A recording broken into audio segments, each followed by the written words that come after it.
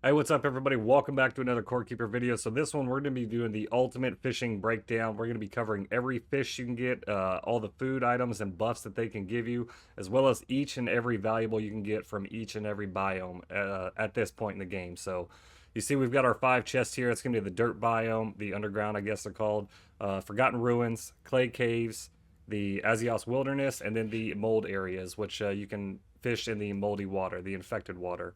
So first we're going to go ahead and jump into the skill tree of fishing and then take a look at what's possible to get from there. So here we go. We're at 94, so we're just about maxed out. We'll have that done probably by the end of the day or here in a few days. So you're going to look at the first one. Now this one was changed in the recent patch. Angler's Advantage was swapped out with Studied Patterns, which provides you a plus 2% dodge chance with 1 point. So this is the first one you're going to unlock, Angler's Advantage. So the fish are going to start 15 closer to being reeled in. So if you've done any fishing, you know the little diagram there. The fish is going this way and you're trying to reel it in this way.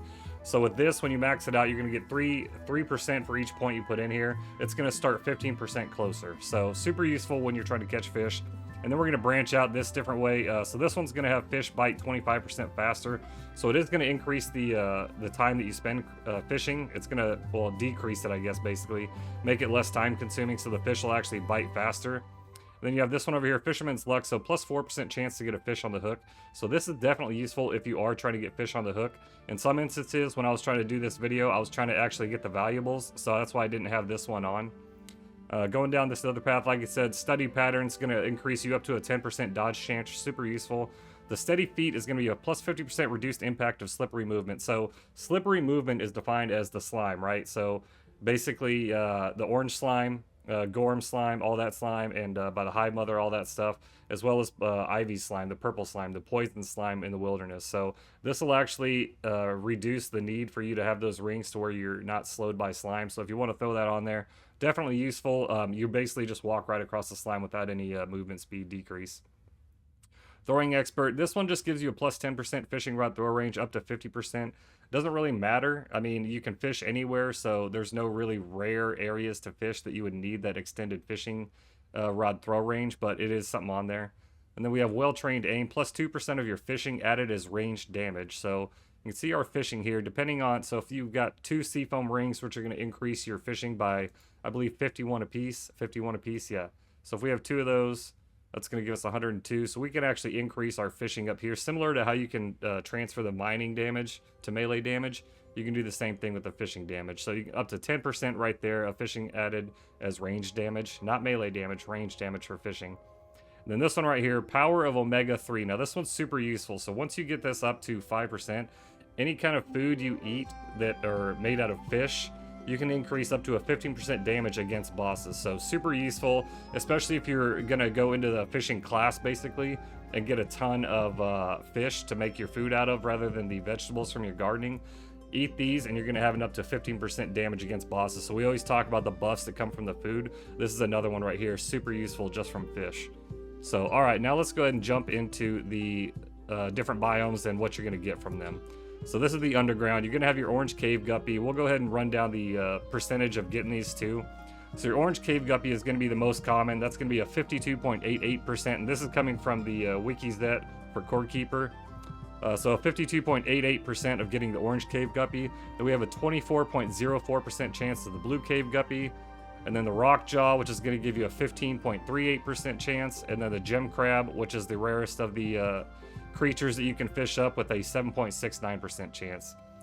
So just to lead off with all the foods that I've made out of these, I only used heartberry as the other component. So just to get an idea of what the actual bonus is going to be from the food themselves. So you can see here, this is going to give you a plus 9% damage against bosses for 1 minute. And then obviously whatever food you mix that with, you can increase that percentage. The blue cave guppy, plus 9% damage against bosses for 1 minute, same thing, but a plus 5% dodge chance. And then this one's going to give you plus 8 mining damage. The rock jaw, again, 9%, but you also get the 15.9% melee damage for 7.5 minutes. And then the gem crab is also going to give you the 9%, but also plus 14 armor for 7 minutes and 30 seconds. And then we'll go ahead and run down some of the valuables or the junk that you get from this area. So the green kelp is going to be your most common at 80.39%. Then the rusty spoon at 16.08. The amber fish egg at a 1.61%. And then we're going to have the first piece of jewelry that we're looking at here, the Cave Guppy necklace, which will give you a plus 6% dodge chance. And I believe that was changed in a recent patch too. I think it was plus 7 or plus 9%. And that's going to be a 1.13% catch rate. And then we have the golden starfish, which is at a minuscule 0.8% chance of getting this. A razor sharp ocean critter polished clean by currents. So that's everything in the underground biome. Let's go ahead and jump over to the Forgotten Ruins. So your first fish is going to be the daggerfin. And then that's going to be, let's bring it up here, a 55% chance of catching that. The pink palace fish is going to be a 20% chance. And then your teal palace fish is going to be a 20% chance. And then your crown squid is going to be a 5% chance. And we go ahead and look at the foods, what you're going to get from these. So obviously the 9% damage against bosses. This is going to provide plus 13 thorns damage.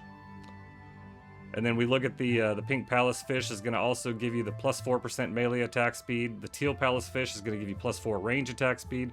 And then the crown squid is going to give you a plus 10% chance to knockback.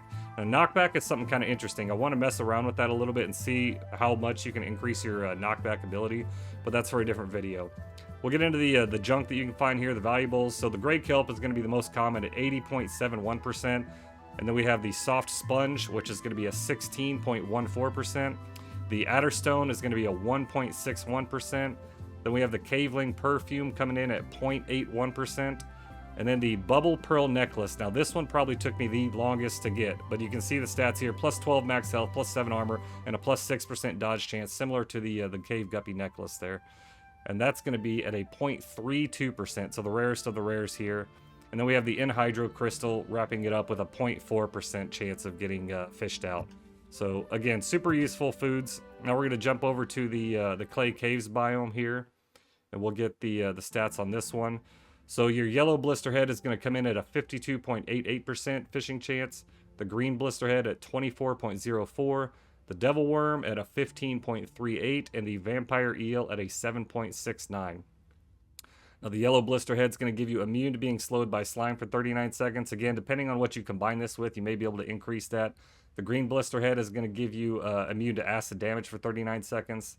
The devil worm is also going to add 22.8% range damage. So if you're doing a range build, super useful for this. The vampire eel is going to give you that life leech plus 3 life on melee hit for 7.5 minutes. And we're going to go ahead and jump into the junk valuables here. Yellow kelp, the most common, at a 80.06% chance. The mucus amoeba at a 16.01% chance. The parasite fossil at a 1.6% chance. The rusted ring, which is really kind of useless, plus 7 armor, that's going to be a 1.12% chance. The golden cocoon at a 0.8%, and then the super highly rare grub pearl at a 0.4% chance. All right, so now we're wrapping it up here with the Azios' wilderness. Let's get our percentages over here. So the first one you're going to have is the most common, the azure featherfish. Then we have the emerald featherfish. The azure featherfish is a 52.88%. So again, that's going to be the one you fish up the most. The emerald featherfish is going to be a 24.04% chance. The spirit veil is going to be a 15.38% chance. The astral jelly is a 7.69% chance. So the buffs you're going to get from this is going to be I believe the 25 max health for 7.5 minutes. This one's going to give you plus 7% critical hit chance from the emerald featherfish. The spirit veil is going to give you 36.2% movement speed for 1 minute, 25 max health for 7.5 minutes. And then the astral berry pudding is going to give you plus 63 fishing for 7.5 minutes. So this is super useful. Although these are pretty rare to get at a 7.69% rate, if you can get enough of these when you're going out and fishing, it's definitely going to help you out. And also, if you are doing that fishing damage to range damage, this is going to increase your damage done because it's going to increase your fishing by 63. So let's jump to the junk valuables. The red kelp is going to be 80.65% chance. Lost paddle at 16.13. The featherfish scale at a 1.61. The caveling metal at a 0.81%. The rainbow kelp at a 0.4% chance. And the seafoam ring, which is super helpful for fishing and increasing your fishing skill, at a plus 51 fishing. And that's going to be a 0.4% chance as well. And we're going to jump over to the infected water here, the mold biome as it's called. So your mold shark is going to be the most common at a 70% chance, the rot fish at a 25% chance, and the steel urchin, black steel urchin, at a 5% chance. Now the foods you're going to get from this, the buffs you're going to get from the mold shark, is going to be the 38.6 melee damage for 7.5 minutes. So that's super useful if you have a melee class. A lot of people just run melee through the game, so that's what you want to get there. The rot fish here is going to give you 2.8 health, or immune to mold infection for 39 seconds, similar to the slime and the acid right here. This is going to give you that mold infection immunity for 39 seconds. The black steel urchin is going to provide you plus 15 thorns damage for 7 minutes and 30 seconds, and 22 armor for 7 minutes 30 seconds. Now, as far as I know, all of these foods can stack, so you could basically eat a bunch of these different foods and have that stack of armor, thorns, damage against bosses, damage resist, immunities, and all that stuff. So definitely something to check out. Start fishing and cooking all this food. So into the junk valuables, we're gonna have the pale kelp at 80.97%, the giant germ at a 16.19%, the mold shell at a 1.62% chance, the ceremonial flute at a 0.81% chance, and the data slate at a 0.4% chance. So that is every item and every fish that can be fished in the game so far. That's the infected water, that's the regular water, everywhere. And one thing I wanted to point out, so I did this in my last video talking about how I was able to get the infected water into my base. So I did some more testing on this.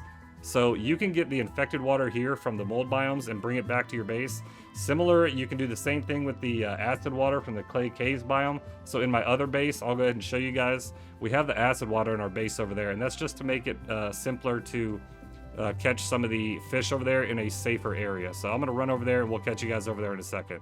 All right, so here we are over back at my main base by the core, and you can see right here we've got that acid water from the clay caves. Now I did test this to try to bring water from the Forgotten Ruins as well as the normal water from the clay caves, and at a certain point, once it gets into the underground, the dirt biome, there's going to be literally one space where I was getting the clay cave fish, and then the very next block down I was getting the dirt biome fish. So I don't think it's possible for you to get that other water and bring it to your base. I think the only reason you can do these is because it is technically a different water as opposed to just the regular water that you have, the blue water.